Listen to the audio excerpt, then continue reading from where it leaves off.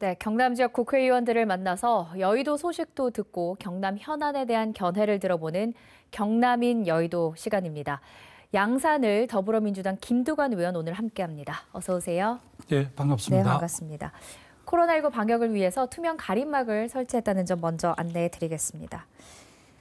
올해 4월에 총선이 있었고요. 이제 12월인데 그거보다 훨씬 많은 시간이 지났다는 생각이 듭니다. 많은 일이 있어서 그랬는지 어떻게 지내셨어요?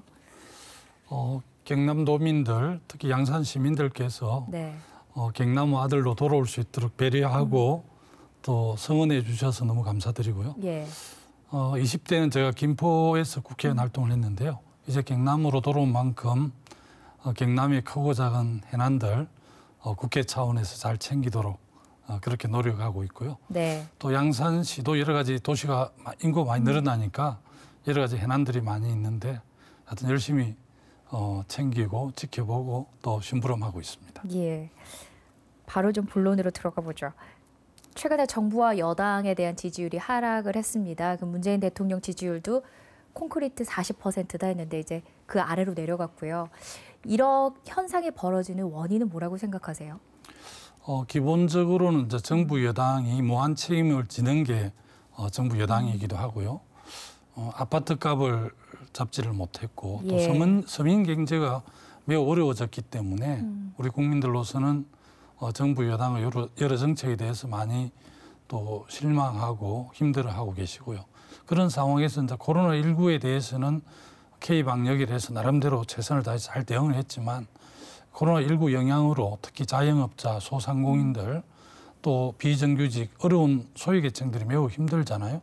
그런 측면들이 정부 여당에 대한 그 섭섭함 이런 거로 연결이 되면서 정말 최근에 그 정부 여당의 지지율이 많이 내려갔는데요. 저희들 정말 새로운 각오로 심기일전해서 여러 가지 해난들을 좀 잘 챙겨서 국민들의 기대에 부응하려고 노력하고 있습니다.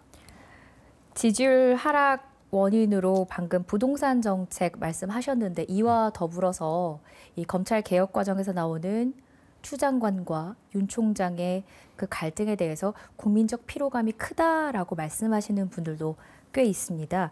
이 문제는 어떻게 풀어나가야 될까요? 이제 표면적으로 보면 추미애 법무부 장관, 윤석열 검찰총장 간의 추용 갈등처럼 비치지만 본질적으로 보면 검찰이 지금 무소불위의 권력을 갖고 있는 검찰의 기득권을 그대로 유지하려고 하는 세력들하고 검찰 개혁을 통해서 국민의 검찰로 거듭나게 하려고 하는 개혁 세력 간의 본질적인 싸움인데요. 어쨌든 그럼에도 불구하고 너무 장기적으로 이렇게 갈등들이 계속되면서 국민들은 이제 코로나19로 많이 지쳐 있고 또 민생 경제가 어렵고 그게 또 부동산 문제 이런 게 겹치면서 누가 옳고 그름을 떠나서 이 갈등이 오래 간 것에 대해서 굉장히 국민들께서 피로감을 느끼고 계시지만 대한민국의 민주주의가 한 단계 더 진보하려고 그러면 무소불위의 검찰 개혁을 민주주의 원리인 견제와 균형 원리 차원에서 이 마지막 진통인데 이것을 극복해야 하고요. 공수처 설치 또 경찰청법, 국정원법 이렇게 해서 대한민국의 권력기관들이 민주적 통제를 받을 수 있도록 제자리로 돌아오는 과정에 있거든요. 그래서 우리 국민들께서 좀 많이 불편하시지만 이 마지막 과정을 잘 넘기면 훨씬 더 우리의 미래가 밝아질 거라고 저는 그렇게 전망하고 있어서 이 힘든 과정들을 좀 더 지켜보면서 좀 국민들께서 한국 사회 한 단계 나은 사회로 가기 위한 진통으로 그렇게 이해해 주셨으면 좋겠습니다. 공수처법 개정안은 내일 본회의에서 어떻게 될 거라고 보십니까? 오늘 여야가 굉장히 충돌하면서 법사위원회에서 이제 공수처법 개정안이 통과가 되어 있거든요. 공수처장 임명을 이제 7인 추천위원 중에 6분이 찬성을 해야 되는데 기존 법은 이제 7분 중에 5분만 찬성하면 공수처장을 임명하는 법으로 바뀌었습니다. 그래서 내일 국회 본회의 우리 당으로서는 이제 통과하려고 계획을 하고 있는데 아마 국민의힘에서 필리버스터를 한다고 그러더라고요. 그렇게 되면 하루 정도 필리버스터가 허용이 되고 10일쯤에 공수처법을 비롯한 공정경제 3법을 비롯한 모든 해남 법안들이 통과될 것으로 기대를 하고 있습니다. 시점의 문제지 통과는 될 것이다. 그 여야가 이렇게 다툼을 하고 있지만 6년 만이라고 하더라고요. 예산안이 법정 시한 안에 처리가 된 게 이 일에 대해서는 어떤 의미를 부여하세요? 국회 선진화법이 도입된 이후 6년 만에 법정 기한인 12월 2일을 맞춰서 예산안 558조가 통과됐는데요. 아마 이제 104석을 가진 또 제1야당이 큰 통크게 협조를 해주셨고 또 그 배경에는 또 여야의 그 의석 비율이 불균 우리 쪽이 압도적으로 많은 것도 좀 작용을 했을 테고요. 특히 코로나19라든지 또 재난지원금 3조 또 방역 우리 백신 9천억 이런 예산과 관련해서 김종인 국민의힘 비대위원장께서 흔쾌하게 동의해 주신 점에 대해서는 매우 고맙게 생각을 합니다. 이번에 그 예산이 증액이 된 게 이제 3차 재난지원금 예산이 포함이 되면서 그랬는데 이 재난지원금 저희 처음에 의논했을 때로 좀 되돌아가 보면 당시에 뭐 기본소득이라 불리기도 하고요. 공식 이름이 정해지기 전에 그랬었습니다. 근데 보니까 최근에 의원님께서 기본자산제라는 정책을 제안을 하셨더라고요. 그래서 이게 기본소득이랑 비슷한 건가 어떤 건가 좀 궁금합니다. 좀 많이 다르긴 한데요. 설명하면 시간이 길고 특히 이제 기본자산제를 제가 주요 정책으로 제안한 것은 한국 사회가 양극화와 불평등이 굉장히 심화가 됐습니다. 그래서 어떻게 보면 정치권에서 가장 먼저 해야 할 일이 양극화 해소와 불평등 극복인데 매년 한 해 이제 우리 신생 아이가 30만이 태어나거든요.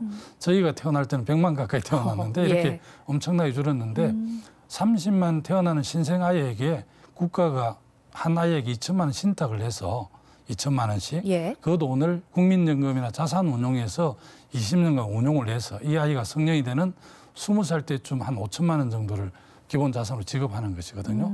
받으면 이제 이 아이가 대학 등록금 할 수도 있고 새로운 창업을 할 수 있고 또 같은 또래끼리 많이 20살 되면 5천만 원씩 받으니까 미리 인원을 해서 한 4사람이 이렇게 합하면 한 2억 정도 되잖아요. 그래서 이제 그렇게 해서 새로운 출발할 수 있는 기회를 주는 거죠. 우리 대부분 아이들이 뭐 흙수저로 태어나잖아요. 대한민국 기본자산, 자산이 굉장히 소득이 자산 격차가 심한데 대한민국의 자산 60%를 10%의 대한민국 국민들이 갖고 있거든요. 그래서 대부분이 흙수저로 태어나는데 이 기본자산을 만들어줌으로 해서 금수저나 은수저가 되는 기회는 아니더라도 최소한 흙수저로 태어나도 동수저가 될 수 있는 기회를 한두 번 정도 국가가 부여하는 거거든요.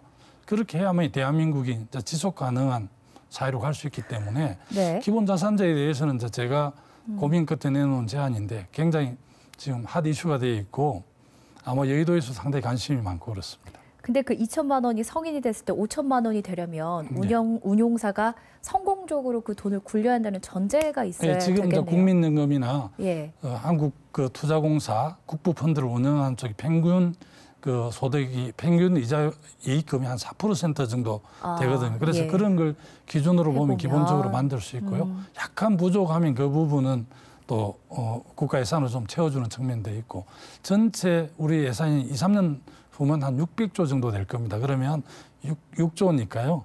1년 전체 예산은 1% 정도 되고 그 이제 그 예산은 상속증여세를 기본으로 해서 특별 회계를 만들면 예산 정도는 저희들이 점검을 하면 전혀 문제가 없더라고요. 마지막으로 저희 한 시간이 한 15초 정도 있을 것 같은데요. 짧게 양산 시민들, 도민들께 한 말씀 해주시죠. 제가 양산시 열애 국회의원으로 당선이 됐는데요. 우리 이제 부산, 경남, 울산은 사실 과거에 하나였고 지금 나눠져 있지만 부울경 하나가 되지 않으면 메가시티가 되지 않으면 미래가 없다고 생각을 합니다. 그래서 부울경이 메가시티로 발전하는데 제가 개인차 역할을 하겠다는 각오를 말씀드립니다. 네, 발전을 위해서 더 애쓰시길 기대하겠습니다. 오늘 말씀 여기까지 듣겠습니다. 고맙습니다. 네, 고맙습니다.